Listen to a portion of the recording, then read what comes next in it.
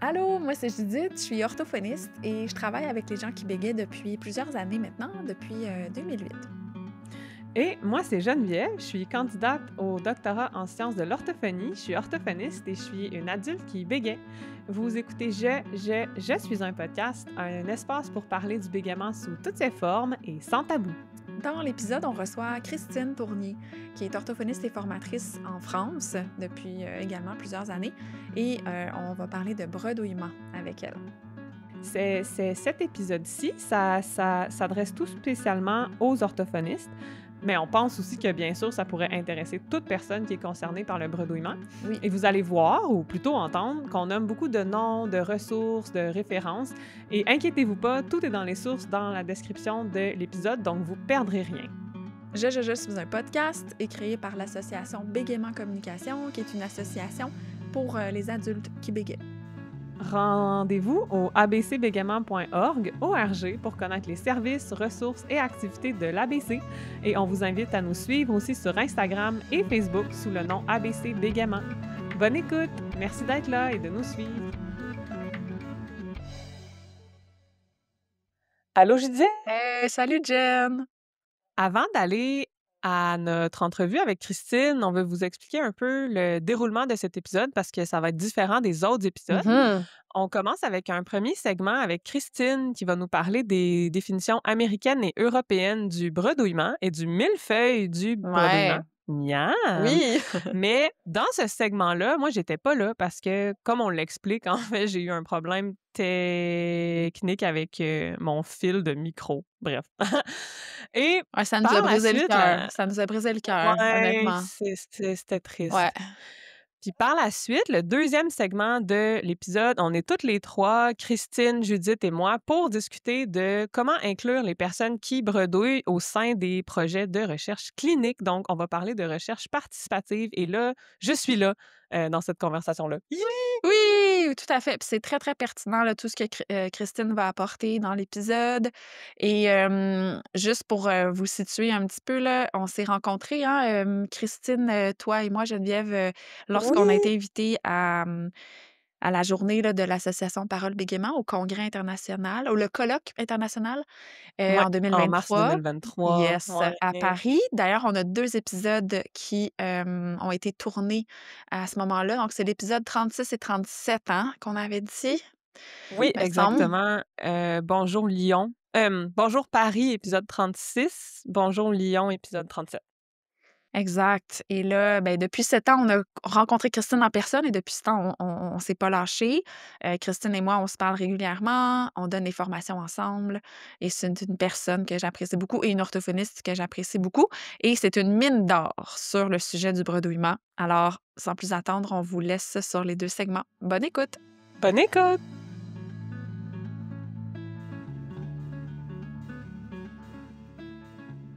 Bonjour Christine, merci d'être là. Est-ce que tu aimerais nous parler de la définition du bredouillement, la définition la plus récente du bredouillement? Alors, déjà, peut-être on peut reprendre la définition qui s'appelle LCD comme plus petit dénominateur commun, lowest common denominator. Elle est intéressante parce que c'est une définition de consensus. Il y a eu beaucoup de querelles autour de la définition du bredouillement pendant très longtemps, mais c'est un peu rare parce que notamment dans le bégaiement, il n'y a pas de définition de consensus.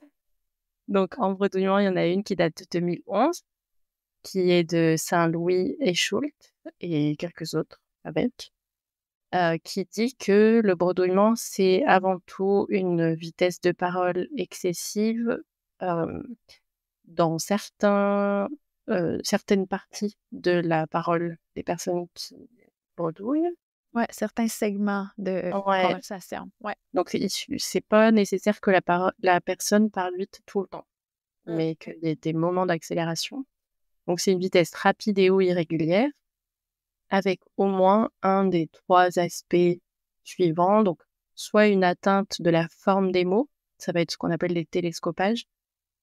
J'ai des petits ados là, ils disent «par exemple» au lieu de «par exemple». Mmh. C'est-à-dire, voilà, la forme de la prononciation des sons est atteinte, ou il y a des inversions, aéroport, Madagascar, des choses comme ça. du fait de la vitesse. Donc ça, c'est une première possibilité. Il peut y avoir aussi ce qu'on appelle un nombre excessif de disfluences normales, c'est-à-dire, alors les disfluences, moi j'aime mieux parler de variation du flux de parole, mais en gros, c'est les personnes qui font des des bains, des reprises d'énoncés, qui finissent pas leurs mots. Donc ça, c'est des variations du flux de parole que tout un chacun peut faire. Heu, Oui, plus de disfluidité langagière qu'on pourrait c'est dire ça. que versus des diffluidités typiques du bégaiement. Là, Ouais. au Québec, on va dire les AD, les autres disfluidités qui sont plus langagières, là, les reformulations, les circonlocutions, les interjections, Mmh. etc. Ouais. Et en général, ça n'atteint pas, l'intérieur du mot. C'est-à-dire que le mot ou la syllabe est préservée, contrairement, aux variations du flux de parole typiques du bégaiement qui vont faire le q amion, par exemple. Bah, là, Mhm. c'est les personnes, elles vont faire en fait, non, la voiture, Mhm. tu sais, la syllabe est pas coupée. Bon bref, Ouais, c'est une petite c'est vrai, subtilité. Mais ce c'est qu'il faut vrai. retenir, c'est il y en a tellement que, ça fait trop de bruit, on va dire, comme on pourrait faire un bruit blanc. C'est-à-dire ça empêche d'accéder à la compréhension du message. Parce qu'il y a trop de choses en plus que ce que la Ouais, il y a personne trop de syllabes superflues là, qui sont rajoutées, vraiment. ouais. Ouais. On peut même des fois parler de maze behavior, donc le comportement labyrinthique, c'est-à-dire que la personne, elle commence une phrase, puis elle en commence une autre et puis, voilà, il y a vraiment des circonlocutions. Enfin donc la personne tourne autour du mot qu'elle cherche. Enfin voilà, ça Ouais, rend tourner le autour du message, pot, ouais. ouais, ça rend le message très difficile à comprendre. Donc ça, c'est le deuxième bloc possible. Et le troisième bloc, ça va plutôt être des erreurs de pause, d'intonation et de rythme. Donc là, c'est plus, des aspects, heu, mélodiques de la parole qui sont atteints, et donc la personne fait des pauses au mauvais endroit ou n'a pas du tout d'intonation la plupart du temps. Et ça aussi, c'est, très important pour, comprendre le message, en fait. C'est que quand Mhm. il y a pas assez d'intonation, ou qu'on ne sait pas quand la personne a fini de parler, en français, il y a vraiment des des patterns, j'ai pas le mot en français, c'est quoi? Ouais, Des les schémas, patrons. Ouais. ouais, des schémas mélodiques, très importants pour la compréhension du message.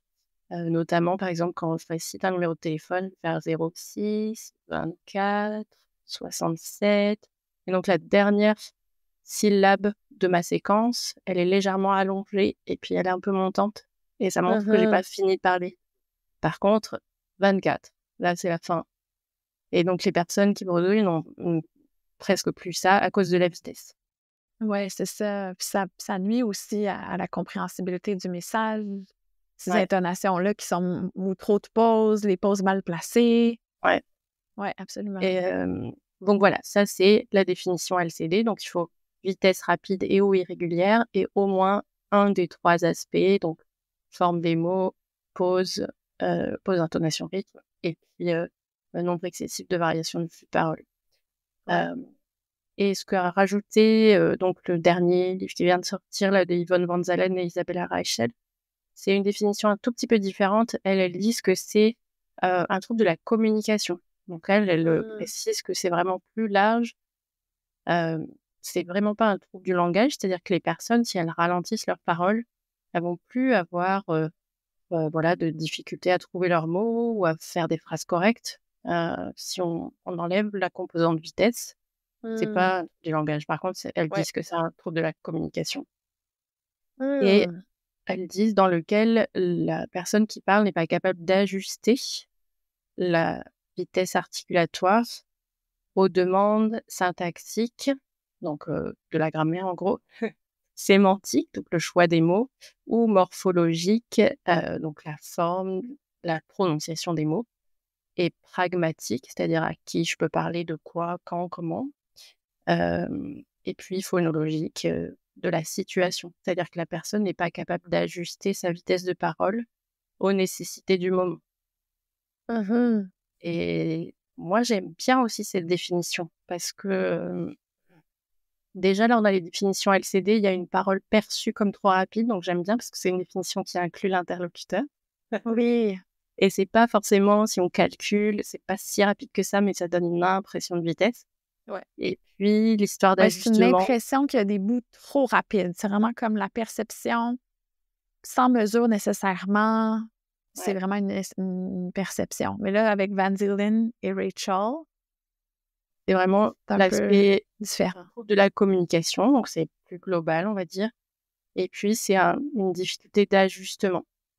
Et elles font une distinction entre un bredouillement qu'elles appellent syntaxique, où là, il y a plus une difficulté à ajuster la vitesse articulatoire aux demandes sémantiques, syntaxiques et pragmatiques. Et donc à ce moment-là, un bredouillement syntaxique va se traduire plutôt par un nombre élevé de variations du flux de parole, de reprises d'énoncés, des « des « ben ». Voilà, la construction de la phrase est impactée et elle distingue d'un autre type, sous-type, on va dire, de bredouillement, qui est le bredouillement phonologique, où là, c'est une difficulté à ajuster la vitesse articulatoire aux demandes plutôt phonologiques et morphologiques de la situation. Typiquement, par exemple, si je veux dire un, un mot compliqué comme Kazakhstan. Si je le dis trop vite, en fait, assez vite, je vais faire Kstan ou Il y a des anticonstinuant. syllabes qui sautent, des sons qui sont Voilà, mal prononcés, ouais. l'articulation plus difficile. Donc ça, tout un Ouais. chacun peut le sentir dès que on essaye de parler une langue étrangère, donc d'utiliser un autre pattern phonologique. Et on va être obligé de parler plus lentement pour ajuster en fait notre vitesse aux nécessités de formulation plutôt phonologique, en fait, de programmation phonologique. Donc ça, c'est avec le bredouillement phonologique, c'est plutôt caractérisé par des télescopages, ce qu'on disait, les atteintes de la forme du mot. Hem Et donc moi, j'aime bien, alors ça fonctionne pas toujours, hein, parce qu'évidemment, c'est jamais comme dans les livres, la vie. Ouais, Donc c'est ça. il y a des gens qui ont un petit peu des 2, mais c'est Ouais. des moi, j'aime bien parler de dominante, c'est-à-dire que c'est une dominante phonologique ou syntaxique, en particulier chez Heu, des adolescents ou encore, enfin des enfants de 8-9 ans, on peut distinguer un peu des dominantes c'est plutôt la formulation qui devient compliquée du fait de la vitesse ou c'est plutôt la prononciation qui devient compliquée du fait de la vitesse. mmh La caractéristique principale, c'est le manque d'ajustement. C'est la difficulté à ajuster, son système moteur, à ce qui se passe. Ouais, au contexte de parole. Puis c'est important de spécifier que la définition de Yvonne Van Zillen et Isabella Rachel, c'est un peu la vision européenne. La vision américaine, avec entre autres Kathleen Skyler-Scott, qui est une orthophoniste et chercheur vraiment chouette. Je l'aime aussi, on l'aime bien. C'est différent, c'est ça. La vision européenne, il y a l'espèce de différenciation des deux sous-types, là, bredouillement syntaxique, bredouillement phonologique. Puis du côté américain, il n'y a pas nécessairement ces sous-types-là aussi clairement. C'est plus en termes de la conclusion orthophonique, c'est un bredouillement. Point. Tu sais, bredouillement développemental, par exemple. Et toi, en tant qu'orthophoniste, est-ce que tu trouves que, toi, comme tu dis, tu aimes bien avoir les sous-types dans ta pratique, d'avoir cette spécificité-là de ta conclusion orthophonique? Alors moi, depuis que je me suis formée, avec Yvonne Van Zalen en 2013, heu, elle utilise pas mal, comme grille de lecture et je la trouve très, très fonctionnelle, le modèle de Levelt. Alors, c'est un modèle de production du langage, c'est-à-dire, heu, les linguistes, ils ont essayé de représenter comment le cerveau produit la parole depuis longtemps. Alors, on peut aller voir sur internet un modèle de production du langage. Il y a des choses très, très belles, totalement incompréhensibles. Le modèle de Levett, il est simple. Ouais. Il est, il est simple et puis, il montre bien, moi j'aime bien en formation ou même avec mes patients, même avec un garçon de 9 ans, je lui ai montré, il y a pas si longtemps. Je le montre, il a l'avantage d'être assez clair, de montrer que produire du langage, c'est faire plusieurs choses en même temps, faire des boucles. Ça me rappelle, l'épisode avec Simone Falk là que vous avez fait, heu Mmh. et ça montre bien que c'est comme un millefeuille, parce que comme en bonne française, j'aime bien avoir des métaphores alimentaires. Ah, ça, c'est bon. J'adore ça, ça donne faim, Voilà. j'adore ça. Donc le millefeuille, pour pouvoir produire du langage, il faut déjà, heu, avoir une connaissance de la situation. Donc, voilà, là, on enregistre un podcast, donc on se connaît un petit peu, mais voilà, il faut quand même que je peux pas parler là en disant des gros mots ou comme si je parlais, à à ma meilleure amie quoi ou voilà, donc j'ai Mmh. une connaissance de la situation, de à qui je m'adresse, je choisis mon vocabulaire, j'adapte en fait déjà, à ce que je veux dire, Ouais, à l'auditoire, aux ouais, auditeuristes qui écoutent, là, tu sais, ouais. ouais et puis, il y a aussi, donc ça c'est le premier étage du millefeuille. L'étape suivante, quand on veut me parler, c'est, de choisir, un une espèce de pré-message. Je choisis un petit peu ce que je veux dire dans ma tête et puis ensuite ça passe dans un bloc qu'il a appelé, heu, la formulation syntaxique. Donc, en Mmh. français là, je fais sujet, verbe, complément et c'est Mmh. comme ça qu'on fait quand on parle français. Et donc ça, c'est selon les règles de la langue. Ensuite, il y a un étage qui est, Heu, bah, donc dans syntaxique, il y a aussi le choix des mots, les types de mots et puis la forme de la phrase. Ensuite, il y a les modèles, de, phonologie. Donc la phonologie, c'est vraiment les sons qu'il faut prononcer pour faire un mot. Heu et ça, on a des modèles dans notre cerveau qui sont prêts et qui sont disponibles. Et c'est vrai que des suites de sons, bah, en français, il y a des suites de sons qui se font pas.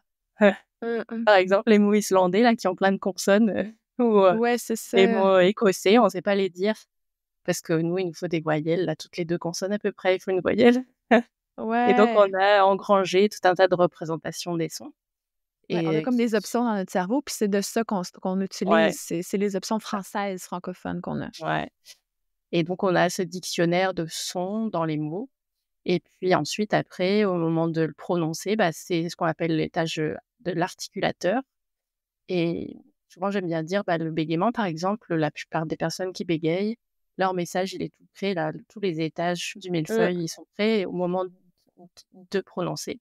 Beh, les articulateurs se mettent en tension et puis un étage très important du millefeuille, c'est l'auto-écoute. C'est-à-dire une fois que le message est sorti, bah, là encore plus, je m'entends, avec des écouteurs et j'entends, voilà, ma voix, donc je peux la réajuster, je peux reprendre mon souffle, je peux vraiment modifier ma parole en fonction de ce qui est sorti, en comparaison de ce que je voulais dire Mmh. et c'est un modèle qui est en boucle circulaire sans arrêt et on fait ça dans l'instant.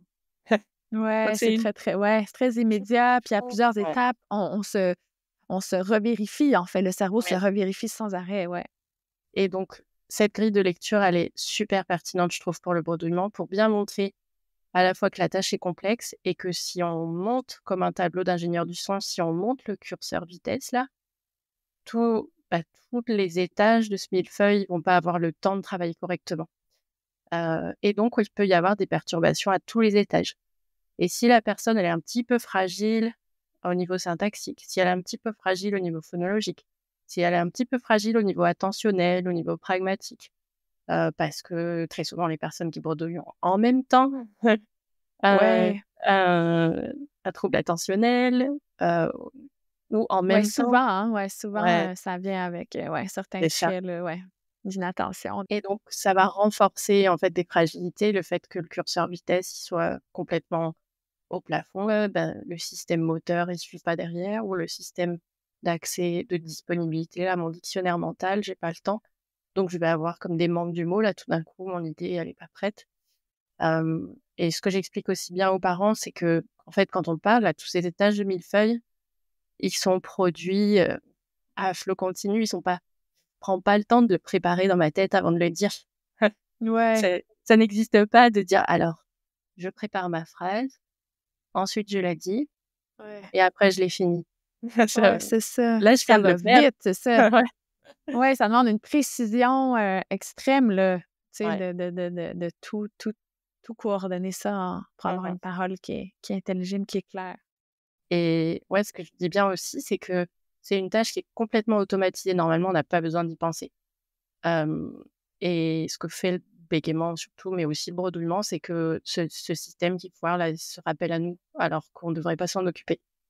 Et il se rappelle à nous, soit au moment du bégaiement, c'est assez facile de s'en rendre compte, mais les personnes qui bredouillent, leur système attentionnel, il est juste occupé à gérer la phrase, qui court à 220 km/h quand tout le monde est à 50.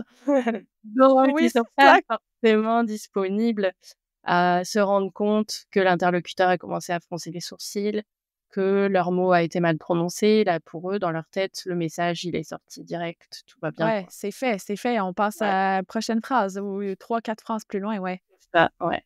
Et donc Ouais. c'est des esprits aussi. Il y a les personnes qui bredouillent, elles disent beaucoup, Félicia Pluim, là, que j'avais interviewée pour, mon petit podcast beaucoup plus modeste que le vôtre, elle disait, «Les personnes qui bredouillent, c'est des gens vraiment spéciaux. Ils ont quelque chose, il y a, je pense, un cluttering gain aussi. C'est vraiment, Mmh. un esprit en arborescence, une pensée riche, complexe, mais qui, du fait de la vitesse, se trouve, à se prendre le mur, régulièrement, le mur de l'incompréhension, le mur de j'ai dit quelque chose qui n'était pas adapté au contexte, le mur de je l'ai dit, mais c'est pas Ouais, les sorti gens ont dire. pas compris, les gens me demandent de Exact, répéter. Ouais, ouais. Et ouais. le problème, c'est que ça n'a pas de nom et donc ça n'a pas de voilà, les gens d'en face peuvent pas se dire: «Ah bah, c'est du bredouillement ça». Comme ils se disent: Ah «Mais non, ça, c'est on ça. dirait du bégaiement, non?» Ouais, c'est ça, hein, c'est pas un terme. Puis même le terme est pas très connu. Ouais, Puis en plus, on n'est pas tant d'accord avec le terme, hein. Tu sais, ouais. bredouillement, là, c'est comme tu sais, on en parlait dans l'autre épisode qu'on avait fait avec Pierre-Luc Racine, puis lui, il proposait qui est une personne, qui bredouille, puis il disait: «Ben, pourquoi pas le terme encombrement en français?» Mmh. Ça serait une autre option, mais c'est vrai que, bon, faudrait avoir un je sais pas, là, des Consensus réflexions un petit peu international. oui, c'est ça, un consensus plus, oui, plus large que nous, là, que juste nous. Mais j'aime bien l'idée du millefeuille, c'est vraiment une belle idée. C'est vraiment une je le vois vraiment, tu sais, puis là, le bégaiement, c'est comme le crémage, en fait, c'est le dernier bout Mmh. en articulation qui est plus difficile. Puis là, le bredouillement, mais ça vient chercher des couches un peu, inférieures Mmh. au crémage, là, les couches de crème et de pâte feuilletée, là. Ouais. Ouh! Ouais. On va aller à la pâtisserie. Je sais pas. Mais en fait, quand on pense à ça, voilà, cette histoire d'ajustement aussi, elle est intéressante pour se dire: «Bah, voilà, là, ça va tellement vite que mon cerveau, il peut pas tout faire en même temps». D'habitude, il le fait enfin, il est câblé pour savoir le faire de façon automatisée, mais du fait d'une augmentation soudaine de la vitesse de parole, ça marche plus. Et je voudrais revenir, tout à l'heure, tu as dit, bredouillement, physiologique. Hem, il y a Développemental? Bredouillement développemental. développemental? Ouais, développemental. Tu as dit bredouillement développemental, mais du coup, moi je trouve très important de dire que en fait, ce qu'a mis en évidence beaucoup Yvonne van Zalen, c'est l'influence, des hormones sur la vitesse de parole. Donc à la préadolescence, le cerveau commence à produire des hormones qui sont produites au niveau des noyaux gris centraux, qui sont les zones du cerveau qui gèrent, la production d'hormones, mais aussi, la coordination, fine, et les autocorrections, la transmission des messages entre les zones supérieures du cerveau et les zones internes pour renvoyer le message: «Ça y est, la séquence de parole est finie, tu peux passer à la suivante». Tous ces Mmh. systèmes de contrôle, c'est vraiment un peu la centre de triage, les noyaux gris centraux. Je suis pas neurologue, donc faudrait voilà. Mmh. Si j'ai fait des erreurs, mettez-les en commentaire. Mais, Mmh. en gros, l'idée, c'est que ces noyaux gris centraux là, qui vraiment gèrent des aspects très fins de parole, ils vont être impactés par les hormones et ça va faire une augmentation physiologique de la vitesse de parole qui commence des fois vers 9-10 ans. Ça explique pourquoi on voit arriver des petits adolescents dans nos cabinets ou des préadolescents qui tout d'un coup se mettent à bégayer ou tout d'un coup se mettent à parler très vite et leur famille dit: «Mais là, je comprends plus quand il me parle, Mmh. rien, c'était déjà un peu rapide, mais là, vraiment, je comprends Ouais, plus». ben, c'est souvent ça, hein, qu'on remarque, tu sais, en bredouillement, les enfants à 4-5 ans, c'est pas si clair, mais c'est en vieillissant à 8-9 ans que là, Mmh. oh, les signes de bredouillement sont plus clairs. Ouais et ce qui interpelle des fois les parents, c'est l'apparition d'un bégaiement qui est vraiment le dernier étage, le crémage. Ouais, le Le crémage, système le système moteur s'est mis à bugger parce que là, il y a une surcharge soudaine, sur le système moteur du fait de cette pression, de la vitesse de parole et donc il y a une composante comme ça de bredouillement développemental qui est plutôt à l'adolescence. Et naturellement, la vitesse de parole va diminuer. Ce qui est intéressant, là, j'ai entendu dans le podcast Cluttering Conversations de Cathy Oui, oui, Scott et tout ce que tu donnes aussi, on va les mettre Diamantène. en référence, hein. Tout ce que Voilà. tu dis là, oui, on va les mettre dans en référence dans l'épisode. Ouais. Et donc, il y a le témoignage d'une dame qui s'appelle Kate, c'est dans l'épisode 17, qui parle à la fois du nom, là, elle voudrait qu'il y ait vraiment un autre nom. Et puis, elle dit, elle, que quand elle a été ménopausée, sa parole s'est améliorée. C'est-à-dire que elle a encore du bredouillement, mais elle dit vraiment que voilà, le côté hormonal a eu un effet sur sa parole. Elle a senti, en fait, que sa parole était modifiée à la ménopause. Et donc, Cathy Scott, elle dit que, voilà, il y a plusieurs personnes qui lui ont signalé ça. Enfin, il y a vraiment une forte hypothèse là-dessus.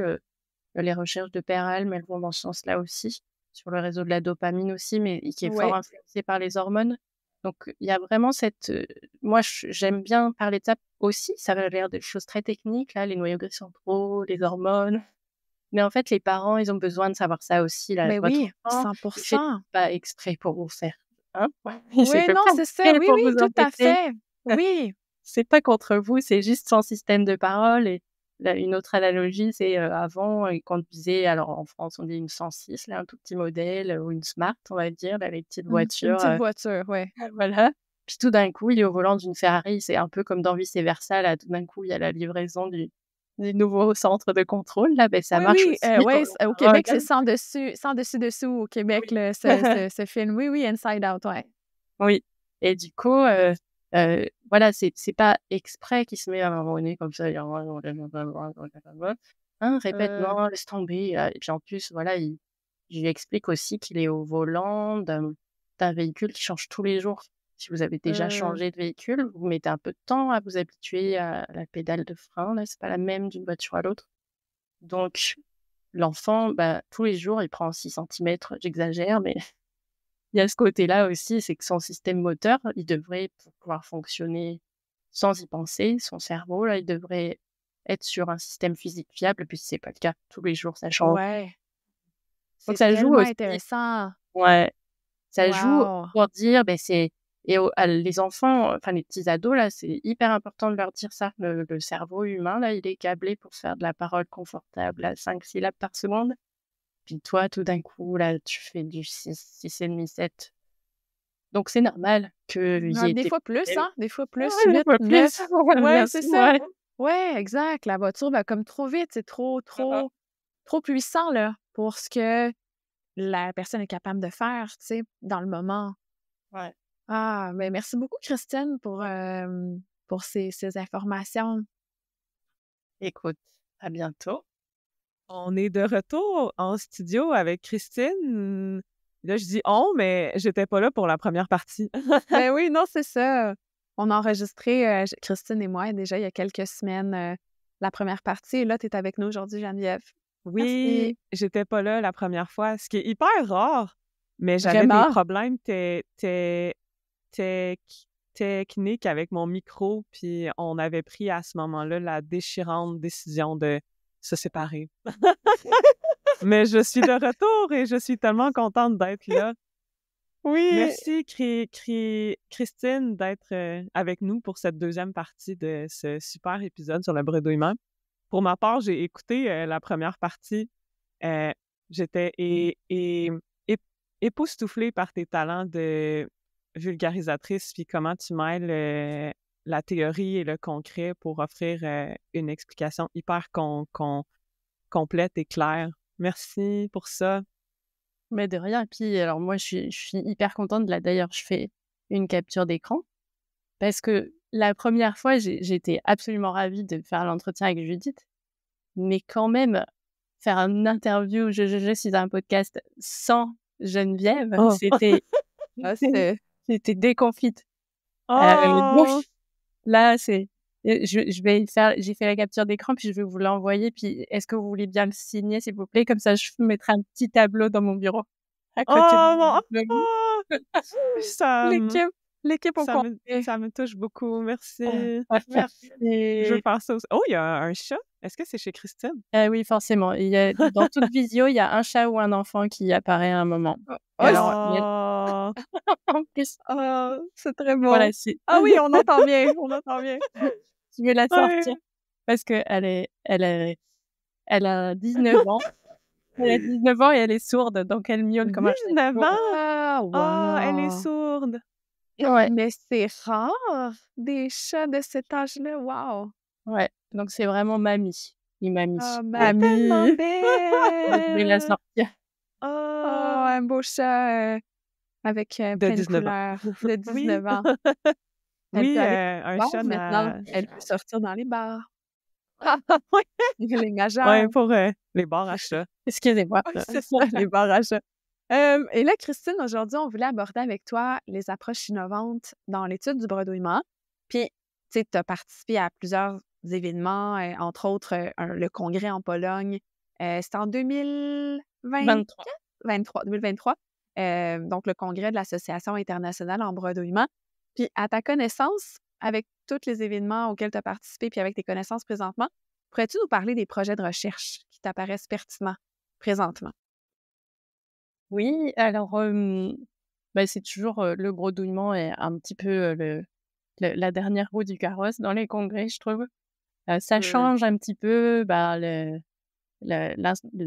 International Fluency Association est devenu, World Stuttering and Fluttering Organization. Donc c'est mieux dans le nom Mmh. et puis il y a une vraie volonté de mettre en valeur le bredouillement et puis je dois dire que l'action de Suzy Cook et Katarina Wielzarska pour, vraiment, développer, la recherche, sur le bredouillement et surtout des opportunités d'en parler, elles ont vraiment une action, super, forte par rapport à ça et puis Ouais, Rutger Wilhelm aussi. on pourra mettre justement le lien de l'association internationale en bredouillement, Ouais, ouais, ouais, dans nos, ressources là, pour si les gens veulent aller voir justement, le travail de Suzanne Cook, ouais entre autres.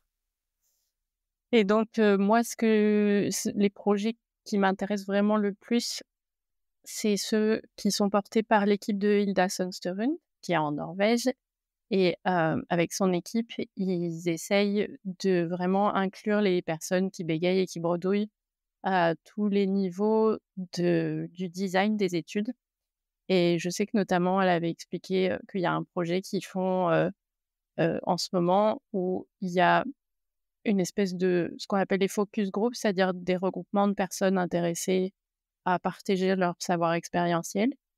Hem et donc ces personnes se réunissent régulièrement, des personnes qui bredouillent et à chaque fois, il y a un thème de discussion et ils sont enregistrés et à partir de ces enregistrements, ça crée ce qu'on appelle un corpus. C'est vraiment un texte du coup, sur lequel on va faire à la fois des analyses, linguistiques, vraiment quel type de mots ils utilisent, hem quelle est la forme de leur langage, mais aussi quel est le contenu, de quel thème ils parlent, et donc ça va permettre après soit de dégager des nouveaux projets de recherche, soit de vérifier si, la thérapie qu'ils sont en train de suivre, porte ses fruits et cetera mais du coup les personnes, concernées au premier chef, elles sont vraiment incluses, le plus possible, à tous les niveaux de la recherche.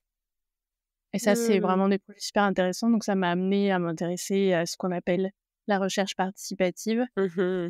Hem et donc ça, c'est tout des designs de recherche qui sont vraiment très intéressants à mettre en place, pour, heu, remettre la parole des personnes qui ont un bégaiement ou un bredouillement vraiment au centre de la recherche.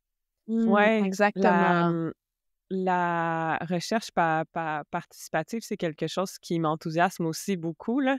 Puis c'est tellement important, d'autant plus dans un domaine comme le bredouillement où il y a peu de connaissances encore. Donc de bâtir, tu sais, de construire ces connaissances-là avec la communauté dès le départ.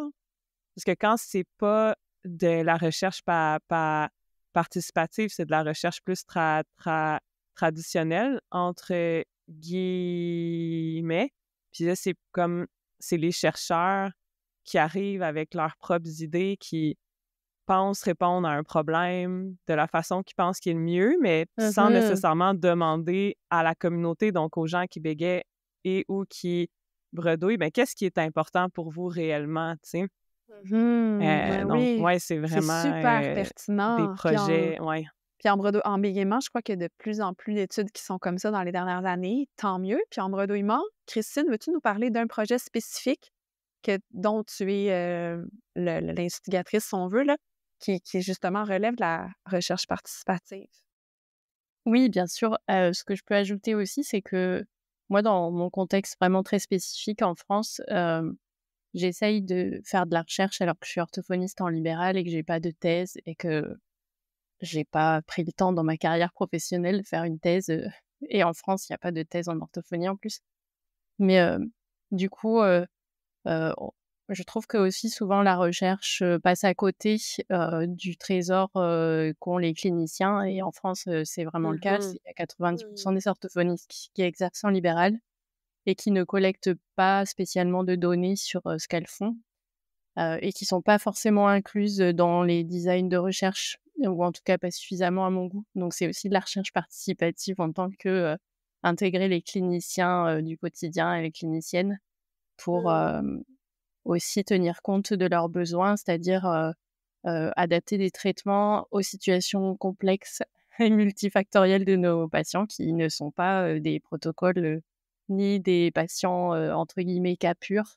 C'est-à-dire qu'ils ont tout un tas de trucs mélangés et quand on essaye de Oui. leur appliquer des protocoles, étudiés en recherche, de façon très carrée et ben, ça marche pas parce que, ils ont, tout un tas de problèmes en plus. Bref, c'était un petit détour, mais c'était important pour moi de le dire. Ben oui. Pour l'histoire du projet que je mène actuellement, par rapport au bredouillement, initialement, moi, j'aime énormément utiliser le modèle de Levelt, qui est un modèle de production du langage qui essaye de représenter, qu'est-ce qui se passe quand on parle. Donc j'en ai parlé, dans Oui, l'histoire du millefeuille. oui, exactement. Millefeuille, miam. Miam, Et ouais, c'est ça, miam, genre, on va aller à la pâtisserie. ouais. Et donc moi voilà, j'avais, eu l'idée d'essayer d'améliorer ce modèle dans le sens d'y ajouter d'autres aspects non langagiers comme, les émotions, les cognitions.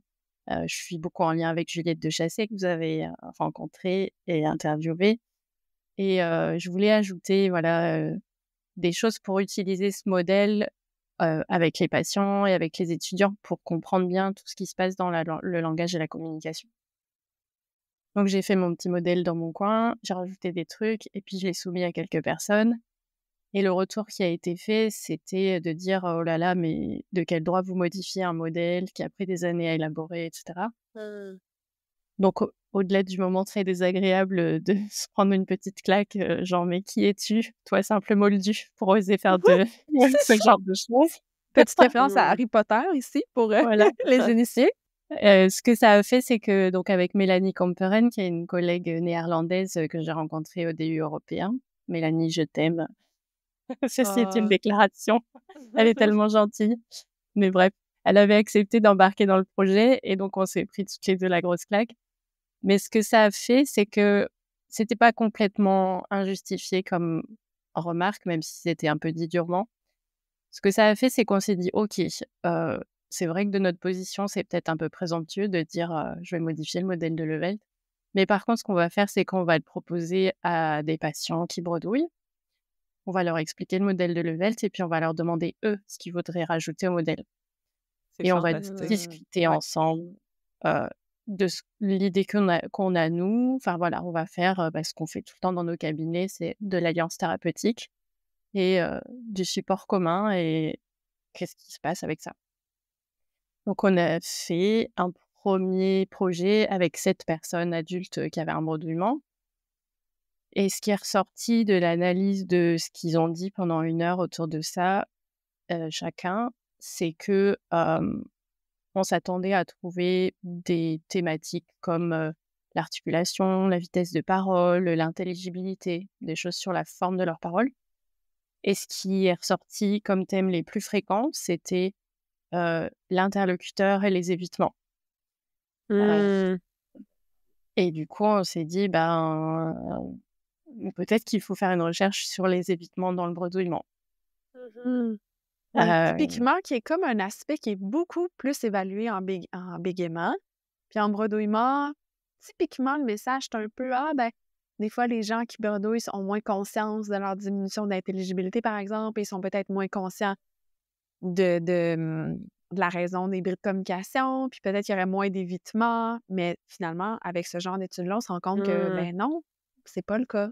Les personnes qui bredouillent Ouais. peuvent vraiment vivre des situations d'évitement, ben, on s'en doutait aussi, là, dans le sens que ça c'est vrai, là, mais dans le sens que là, c'est pas documenté dans la recherche, ça, Mmh. encore, tu sais?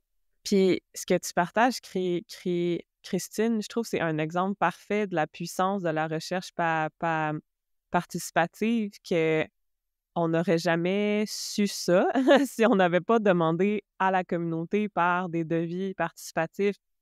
Donc, tu sais, ce que les chercheurs pensaient ou les cliniciens pensaient qui était important pour les personnes qui bredouillent, c'est des questions, ben, comme tu as nommé plus tôt sur l'articulation ou la vitesse.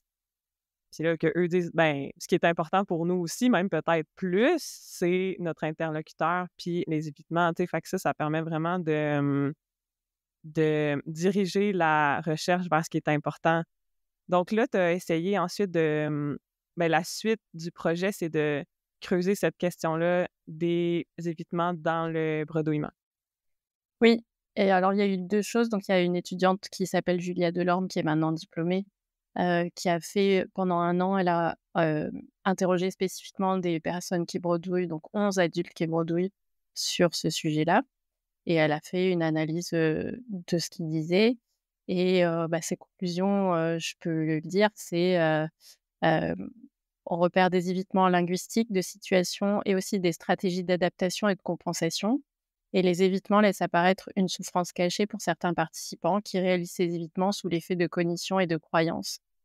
Elle dit aussi: «Le degré de compréhension du trouble et la mise en place d'un travail spécifique sur les évitements en prise en soin influencent la connaissance que les adultes interrogés ont de leurs propres évitements». Et donc ça, c'était, bah, voilà, une pierre de plus, sur le Mmh. chemin pour dire: «OK, c'est un sujet, c'est un vrai sujet». Donc moi, après, je me suis dit: «Bon, bah, je vais faire un questionnaire en ligne, en français et en anglais, et puis je vais le diffuser à la terre entière». J'ai mon carnet d'adresses énorme et mon enthousiasme débordant surtout. Enfin, en gros, je vais embêter tout le monde en disant: «Alors, j'ai cette idée, qu'est-ce que vous en pensez?» Donc ce que j'ai fait. Donc moi, j'encourage vraiment, les personnes qui veulent oser faire de la recherche à contacter, les gens qu'elles admirent, parce que en fait, Mmh. 9 fois sur 10, les gens sont absolument ravis de répondre. Heu, Oui. Absolument, bon, il y a 1 fois absolument. sur 10 où on se prend une grosse claque, mais Mais absolument! Mais tu as raison, d'habitude, les chercheurs, là, qu'on pense inatteignables, sont très accessibles, puis ils sont très contents Mmh. qu'on leur écrive pour partager des projets comme ça avec justement ton enthousiasme, Christine. ouais. Les gens, on n'a pas le choix. Les chercheurs vont Ouais. vouloir. Et du coup, hem, bah, moi, j'étais là avec mon idée de questionnaire en ligne, là, tout modeste, sur Google, vraiment un truc, super basique. Et donc j'ai osé aller en parler à Scott Yarus et puis Cathy Skeller-Scott, qui sont en train de Qui sont 2, finaliser. pour ceux qui ne savent pas, ceux et Ouais, celles qui sont pas certains, Scott Yaris, qui est un chercheur américain tout à fait exceptionnel en bégaiement, là, ouais, et sur Kathleen Skyler-Scott, qui est une orthophoniste aussi clinicienne, qui est devenue chercheure, qui est hyper, c'est une des plus reconnues en bredouillement sur le plan international. Donc, Mmh. c'est 2 personnes vraiment des grosses pointures, là. Tu es allé Ouais. cogner à leur porte, là? Ouais. Et donc eux, ils m'ont répondu: «Mais pourquoi vous faites un questionnaire en ligne, pour voir s'il y a des évitements?» Ils ont dit: «Beh, vous avez qu'à faire un questionnaire, élaborer vraiment un questionnaire sur les évitements dans le bredouillement». Et donc bah, quand ce genre de personnes, dit ça, on dit: d'accord». Ouais. Ouais, parce qu'eux aussi, peut-être qu'ils me croient capable de faire ça, alors ils savent pas tout, mais Mais si eux, ils m ça existe pas, ben, excuse-moi, mais que tu sais, dans le fond, le seul questionnaire, là, tu sais, qui pourrait mesurer un peu l'évitement, c'est le OASIS avec la version, en bredouillement, donc le Overall Assessment Ah mon Dieu, c'est Puis quoi? Of OASS, cluttering. OASS, voyons. overall Bon. assessment, c'est overall assessment of the speaker's Ah, experience ah ouais. Of cluttering. stuttering. Fait C'est que là, ça. c'est le OASEC. OASEC, Ouais. ouais. Experience C'est of bien cool! cluttering. Ouais, c'est ça. Fait qu'il y Je aurait savais même pas que un ça questionnaire. existait. Oui, Wow! ça s'en vient, là, tu sais, Ah! Ça s'en parce que vient, la OK. validation, elle est en cours, je crois, pour que ce Wow! test-là soit plus officiel, qu'on puisse l'utiliser en clinique pour les orthophonistes qui nous écoutent. Donc, un test qui mesure l'impact du bredouillement dans la vie de la personne. En gros, c'est ça, là, son résumé. Ah! Donc, mais il Je suis reste ça, mais enthousiaste. c'est pas encore disponible. Et là, Scott Yaris, qui est un auteur, qui est l'auteur principal, le co-auteur, là, Avec Cathy Taylor-Swift, ils sont avec c'est ça. Et là, ben, ces deux personnes-là t'ont dit oui, va de l'avant avec ce questionnaire-là. Donc, je crois que tu peux aller de l'avant Ouais. quand ces deux personnes-là te disent oui, oui, tu as le champ libre. Tu sais, c'est quand même formidable. Mmh. Ouais.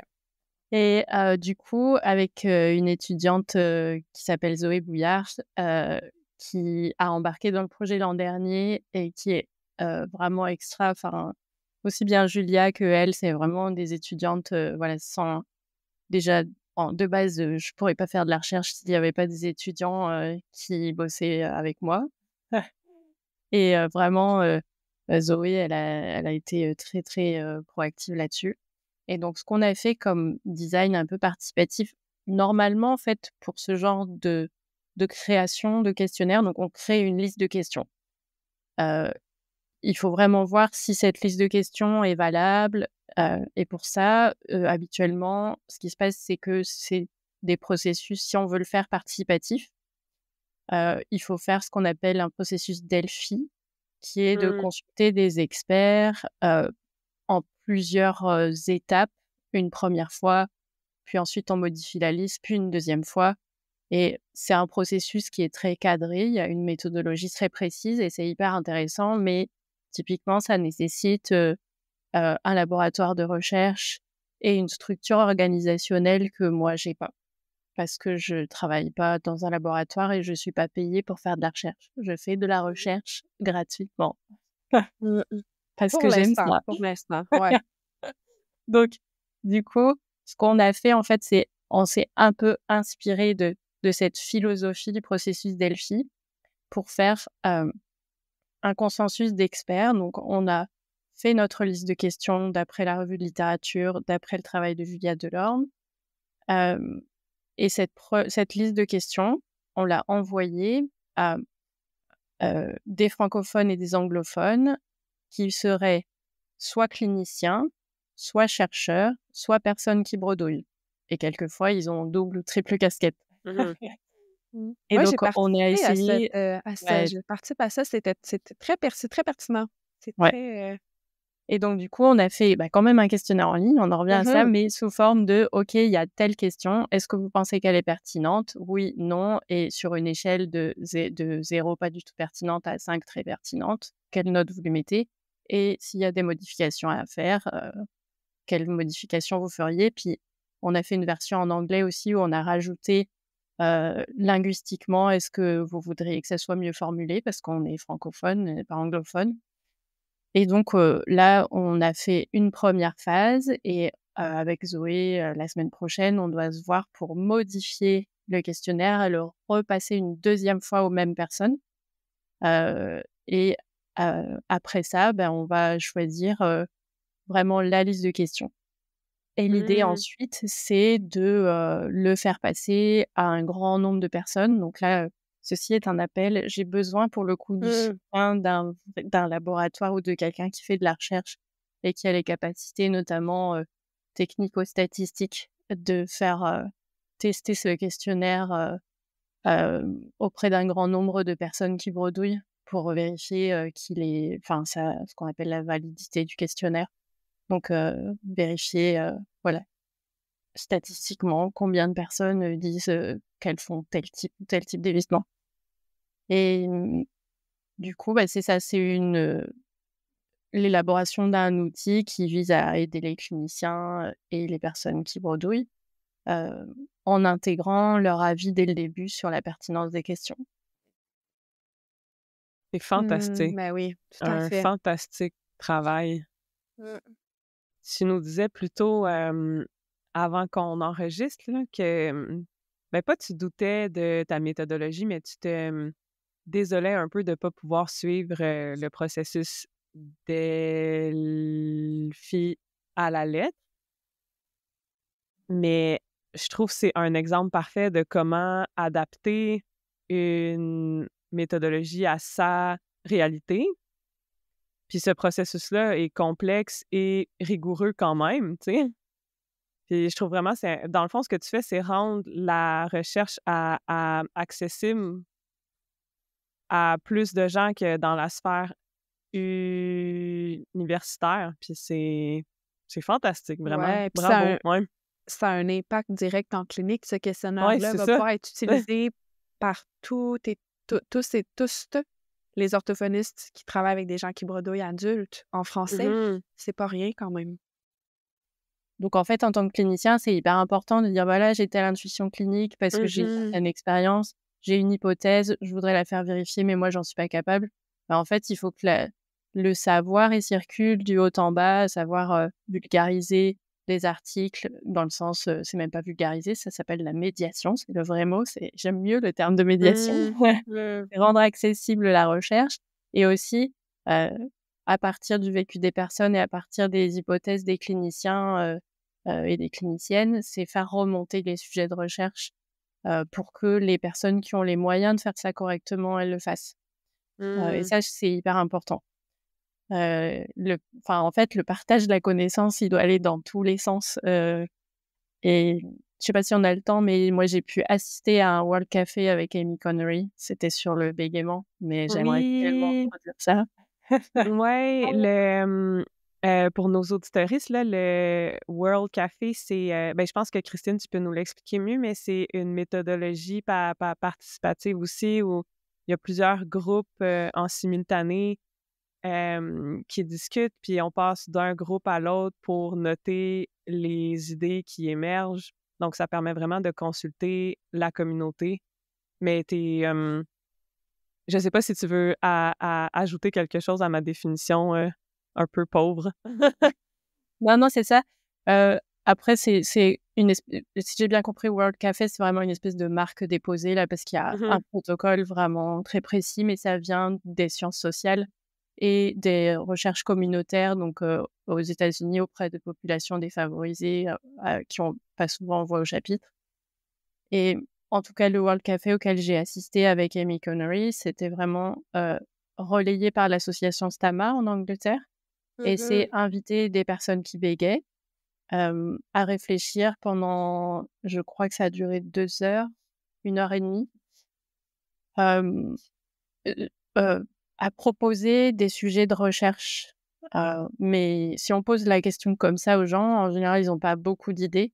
Mmh. Donc il y a vraiment le processus du World Café, c'est on fait plusieurs tours de questionnement. Il y a une présentation du contexte, hem et puis ensuite les gens se réunissent en petits groupes une première fois avec un premier type de questions et ensuite on fait comme un entonnoir en fait, avec un Mmh. système de prise de notes et tout ça. C'est assez élaboré mais c'était, magnifique d'assister à ça en fait. Moi j'étais Mmh. comme une petite souris là, j'avais, heu demandé à Amy Connery si je pouvais assister, comme ça et puis, du coup, j'ai donné un petit coup de main pour, remercier en prenant des notes, et donc il y a 11 personnes qui bégaient, qui sont venues, qui étaient de partout dans le monde et c'était en visio et donc on a fait, ça et du coup, ça a abouti à une liste de thématiques de recherche que ces personnes-là voudraient voir étudier Ouais.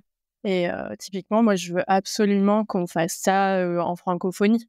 Que, Ben ouais. l'ABC ou l'APB en France, enfin, puissent, voilà, offrir le plateau technique ou logistique ou les moyens aussi financiers d'organiser ça.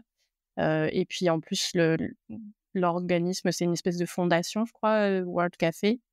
Il y avait avec Amy Connery, il y avait une Américaine qui était là vraiment pour, gérer toute la logistique du truc et j'ai pas compris si c'était payant ou gratuit parce que c'est Stama qui s'en est occupé. Mais en gros, je pense que ça vaut vraiment le coup de se renseigner pour, proposer ce type de choses, bah, à des personnes qui bégayent ou qui bredouillent ou les 2 pour dire, ben voilà, qu'est-ce que vous voulez qu'on étudie? Mmh. Parce que moi j'ai des idées de clinicienne, les chercheurs ont des idées de chercheurs ou de chercheuses et puis, bah, les personnes qui bégayent ou qui bredouillent ont d'autres idées et si on met tout ça ensemble, bah, ça va faire quelque chose de plus pertinent et de plus directement utilisable par les personnes au quotidien. Ouais, exactement, c'est ça. Très Donc bien voilà. dit, ouais.